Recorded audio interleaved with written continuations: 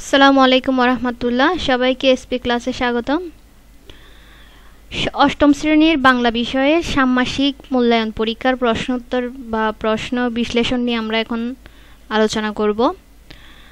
প্রথমে আমরা এখানে একটি কাজ দেখতে পাচ্ছি, কাজ ক জোড়ায় আলোচনা, যেটি তোমাদেরকে দুইজন আলোচনার মাধ্যমে কাজটি করতে হবে। ধাপ 1 হচ্ছে বৈঠককে সামনে রেখে এবং বৈঠকের দিনকে কেন্দ্র করে কার্যক্রম অনুসরণ করা। 1 নম্বর প্রশ্ন হচ্ছে বিদ্যালয়ের বিভিন্ন প্রয়োজন বা সমস্যা খুঁজে বের করা। তাহলে প্রথম কাজ কি? বিদ্যালয়ের বিভিন্ন প্রয়োজন বা সমস্যা খুঁজে বের করতে হবে। তাহলে বিভিন্ন সমস্যা এবং বিভিন্ন সমস্যার মধ্যে আমি এখানে তোমাদের জন্য 1 নম্বরে দিয়েছি নমুনা হিসেবে। তুমি তোমাদের বিদ্যালয় অনুযায়ী সমস্যাগুলো লিখতে পারো। 1 নম্বর হচ্ছে শ্রেণীকক্ষে পর্যাপ্ত আলোর অভাব, 2 নম্বর হচ্ছে খেলার মাঠে সমস্যা, 3 নম্বর হচ্ছে লাইব্রেরিতে পর্যাপ্ত বই নেই, 4 নম্বর হচ্ছে পানির ফিল্টার নেই, 5 নম্বর হচ্ছে পর্যাপ্ত টিফিন টাইম নেই। এগুলো হচ্ছে তোমাদের স্কুলের সমস্যা। এরপরে কাজ হচ্ছে এইসব সমস্যাগুলো সমাধান করার জন্য তোমাকে কার কার সাথে যোগাযোগ করতে হবে সেটির একটি তালিকা তৈরি করা। তোমাকে যোগাযোগ করতে হবে তোমার প্রধান শিক্ষকের সাথে, শ্রেণী শিক্ষকের সাথে, বিদ্যালয় পরিচালনা কমিটির সাথে, অভিভাবক মণ্ডলীর সাথে অথবা ছাত্র প্রতিনিধির সাথে তোমাকে যোগাযোগ করতে হবে। এই যে উপরোক্ত যে 5টি সমস্যার কথা এখানে উল্লেখ করা হয়েছে, এই সমস্যাগুলো কি করার জন্য? সমাধান করার জন্য যোগাযোগ করতে হবে এদের সাথে। এরপর এখানে আলোচনা করা হয়েছে তুমি যে এই সমস্যাগুলো সমাধান করবে বা তাদের সাথে করার জন্য যোগাযোগ করবে, এই যোগাযোগের মাধ্যম এবং উপকরণ কি কি হতে পারে। তাহলে যোগাযোগের মাধ্যম হতে পারে ফোন কল বা ইমেল অথবা চিঠি অথবা সরাসরি সাক্ষাতের মাধ্যমে অথবা কিসের মাধ্যমে? মিটিংয়ের মাধ্যমে। এখানে আমি তোমাদের সাথে অল্প সংক্ষিপ্তভাবে আলোচনা করেছি, এখানে একটি ডিটেলস আলোচনা করেছি, তোমরা যে কোনো একটা আনসার করতে পারবে। প্রথম হচ্ছে বিদ্যালয়ের সমস্যা খুঁজে বের করার মধ্যে যে শ্রেণীকক্ষে পর্যাপ্ত আলোর অভাব, সহপাঠীর সাথে আলোচনা করে বের করেছে, এভাবে লিখতে পারো। তারপর লাইব্রেরিতে পর্যাপ্ত বই নেই, এটি হচ্ছে নিজের পর্যবেক্ষণ, এভাবে লিখতে পারো। খেলার মাঠের সমস্যা যে বের করেছো সেটি তুমি তোমার অন্য সহপাঠীর সাথে আলোচনা করে বের করেছো, এটাও তুমি উল্লেখ করে দিতে পারো। এরপর হচ্ছে শৌচাগারের অবস্থা শোচনীয়, এই বিষয়ে তুমি তোমার নিজের পর্যবেক্ষণ থেকে এই সমস্যাটা উল্লেখ করতে পারো। এরপর তোমার যোগাযোগের তালিকা হবে প্রধান শিক্ষক, তারপর শ্রেণী শিক্ষক, তারপর হচ্ছে বিদ্যালয় পরিচালনা কমিটি, অভিভাবক মণ্ডলী, তারপর ছাত্র প্রতিনিধি। তারপর তোমার যোগাযোগের মাধ্যম হতে পারে তুমি প্রধান শিক্ষকের সাথে হয়তো যোগাযোগ করতে পারো সরাসরি সাক্ষাতের মাধ্যমে, বা শ্রেণী শিক্ষকের সাথে যোগাযোগ করতে পারো ফোন কলের মাধ্যমে, বিদ্যালয় পরিচালনা কমিটির সাথে যোগাযোগ করতে পারো ইমেলের মাধ্যমে, অথবা অভিভাবক মণ্ডলীর সাথে মিটিংয়ের মাধ্যমে করতে পারো, অথবা ছাত্র প্রতিনিধির সাথে আলোচনার মাধ্যমে তুমি যোগাযোগটা সম্পন্ন করতে পারো। ঠিক আছে, এখন আমাদের ধাপ 2 এর কাজ হচ্ছে 2টি যোগাযোগের নমুনা তৈরি করতে হবে। যোগাযোগ 2টি হচ্ছে 1 নম্বর হচ্ছে মৌখিক যোগাযোগের নমুনা, 2 নম্বর হচ্ছে লিখিত যোগাযোগের নমুনা। এখন আমরা মৌখিক যোগাযোগের নমুনাটি নিয়ে আলোচনা করব। সে হচ্ছে যে ব্যক্তি হচ্ছে শ্রেণী শিক্ষক, যার সাথে তুমি মৌখিকভাবে যোগাযোগ করবে। বিষয় হচ্ছে শ্রেণীকক্ষে পর্যাপ্ত আলোর অভাব, এবং নমুনা হিসেবে আমি লিখে রেখেছি কিভাবে তুমি তোমার শ্রেণী শিক্ষকের সাথে মৌখিক যোগাযোগ করতে পারো। ঠিক আছে, শ্রদ্ধেয় শিক্ষক, আমাদের শ্রেণীকক্ষে পর্যাপ্ত আলো নেই, যা আমাদের পড়াশোনায় অসুবিধা সৃষ্টি করছে। আপনি যদি বিদ্যালয় কর্তৃপক্ষের সাথে এই বিষয়টি নিয়ে আলোচনা করেন তবে আমাদের জন্য ভালো হয়। এটি হচ্ছে মৌখিক যোগাযোগের একটি নমুনা। এরপর আমরা দেখব লিখিত যোগাযোগের একটি নমুনা তৈরি করা কিভাবে লিখতে হবে। লিখব কার কাছে? লিখব হচ্ছে ব্যক্তি প্রধান শিক্ষকের কাছে। বিষয় হচ্ছে লাইব্রেরিতে পর্যাপ্ত বই নেই। এখন লিখিত যোগাযোগটা আমরা কিভাবে করতে পারি? যেমন আমরা এভাবে লেখাটা শুরু করতে পারি। বরাবর শ্রদ্ধেয় প্রধান শিক্ষক, আমাদের বিদ্যালয়ে লাইব্রেরিতে পর্যাপ্ত বই নেই, যা শিক্ষার্থীদের পড়াশোনায় অসুবিধা সৃষ্টি করছে। বিশেষ করে পাঠ্য বই ও রেফারেন্স বইয়ের সংখ্যা খুবই কম। আপনার সহযোগিতায় আমরা এই সমস্যার সমাধান আশা করছি। এভাবে তুমি তোমার এই লিখিত যোগাযোগের নমুনাটা লিখতে পারো।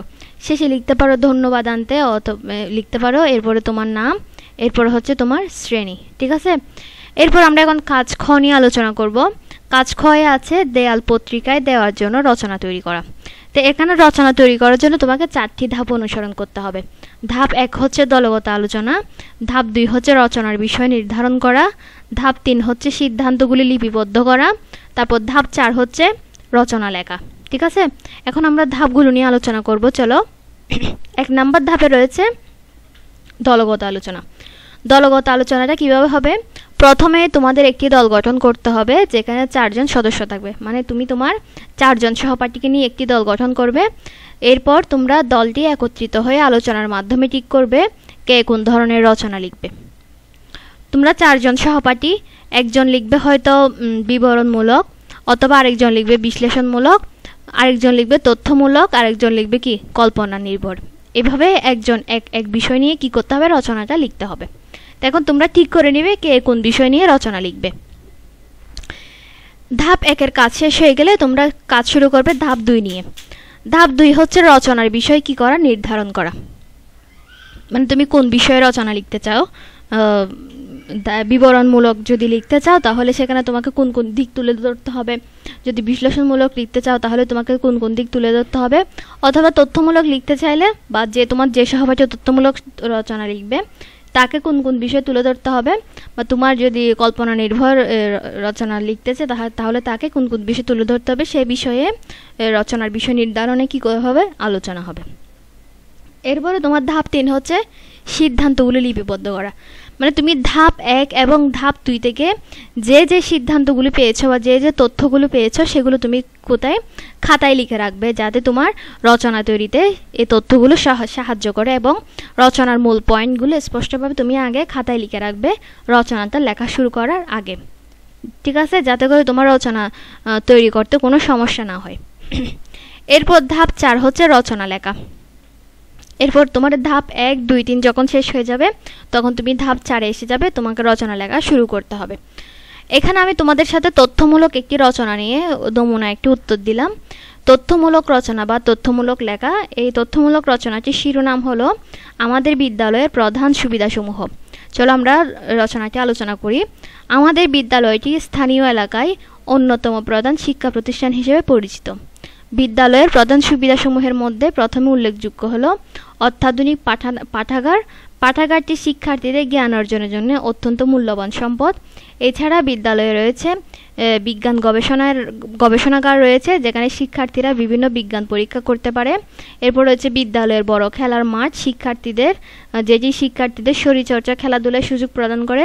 আধুনিক কম্পিউটার ল্যাব শিক্ষার্থীদের তথ্য প্রযুক্তি সম্পর্কিত জ্ঞান বৃদ্ধিতে সহায়তা করে। শিক্ষকদের অভিজ্ঞতা এবং মানসম্মত শিক্ষাদান পদ্ধতি শিক্ষার্থীদের মানসিক বিকাশে কি করে, সহায়ক বা সাহায্য করে।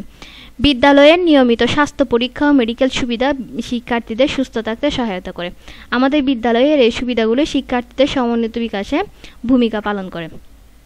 আচ্ছা, এখানে যে বিষয়টি নিয়ে আলোচনা করা হয়েছে, তথ্যমূলক রচনাতে মনে করো তোমার বিদ্যালয়ে কি কি সুবিধা সমূহ রয়েছে সেগুলো নিয়ে আলোচনা করতে পারো। এখানে দেখো, প্রথমে এখানে আলোচনা করা হয়েছে, আমি আলাদা একটি পেন দিয়ে বুঝিয়ে দিচ্ছি। এই দেখো, এখানে প্রথমে আলোচনা করা হয়েছে তার বিদ্যালয়ের সুবিধাসমূহ নিয়ে। 1 নাম্বার হচ্ছে আধুনিক পাঠাগার, মানে অত্যাধুনিক কি পাঠাগার। এরপরে 2 নাম্বার হচ্ছে বিজ্ঞান গবেষণাগার। ঠিক আছে, তার বিদ্যালয়ে কি রয়েছে, বিজ্ঞান গবেষণাগার নিয়ে একটি বিজ্ঞান গবেষণাগার রয়েছে, যেটি তাদের জন্য খুবই সহায়ক বা তাদের প্রধান সুবিধাসমূহের একটি।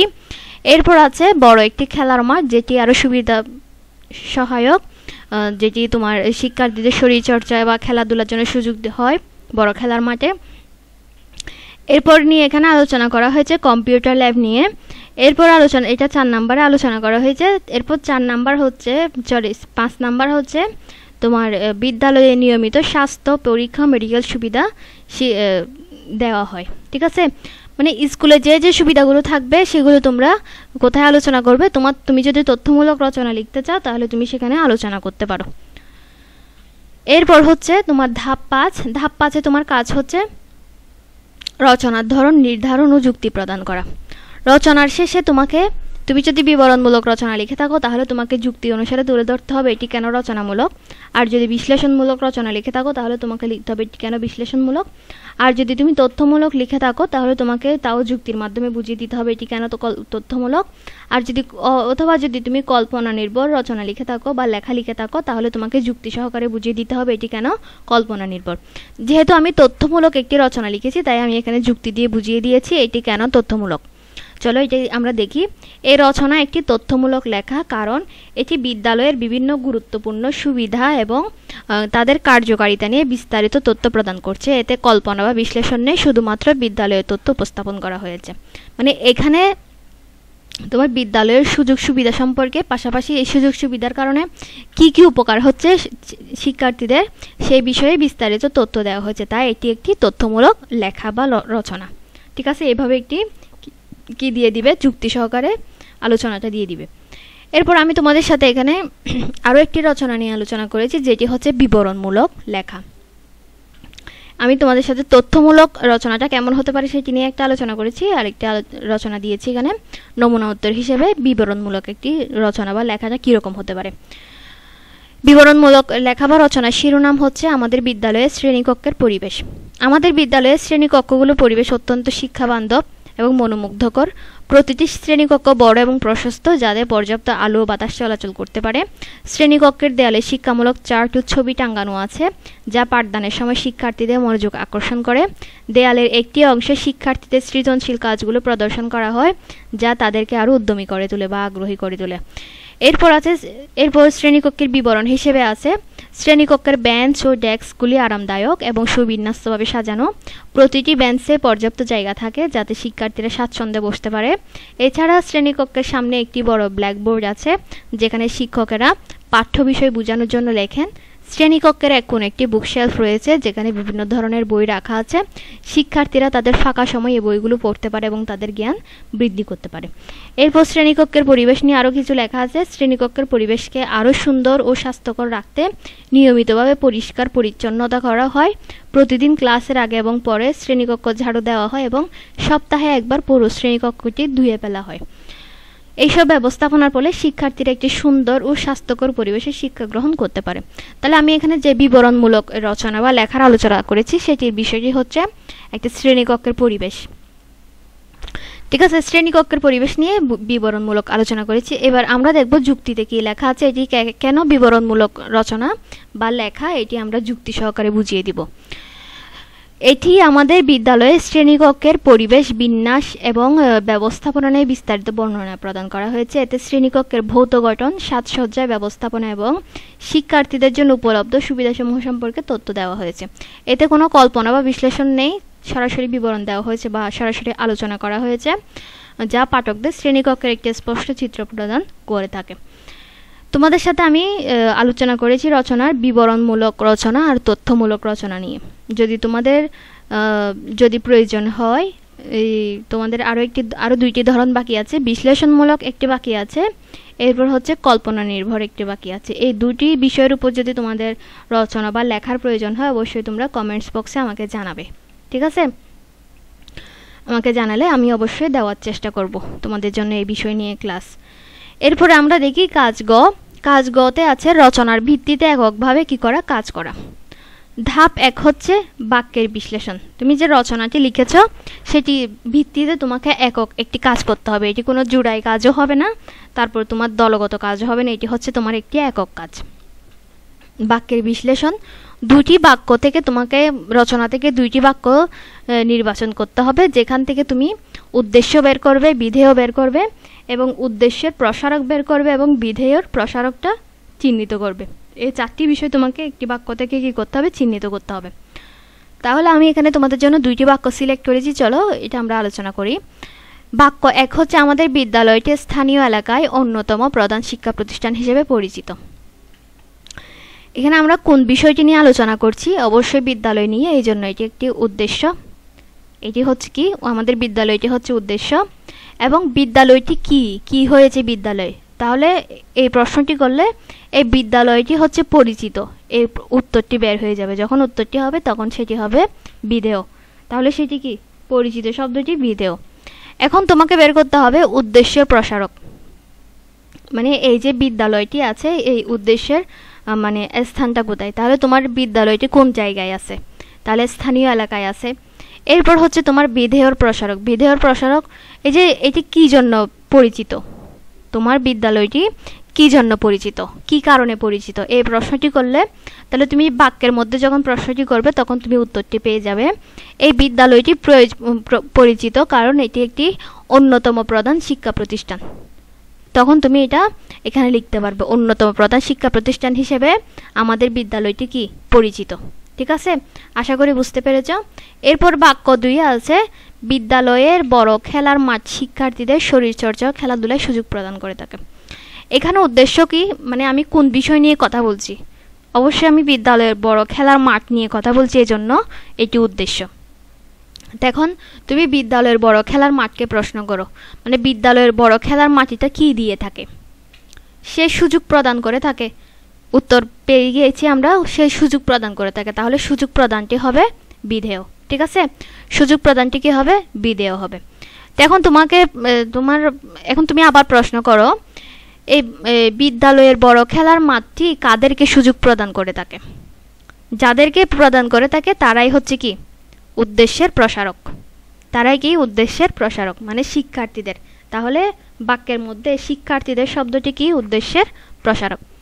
এরপর তুমি আবার প্রশ্ন করতে পারো শিক্ষার্থীদের কি সুযোগ প্রদান করে থাকে এই বড় খেলার মাঠটি, তাহলে তুমি প্রশ্নের উত্তর পেয়ে যাবে শরীর চর্চা ও খেলাধুলার বিষয়ে এই বড় খেলার মাঠটি শিক্ষার্থীদের কি করে থাকে, সুযোগ প্রদান করে থাকে।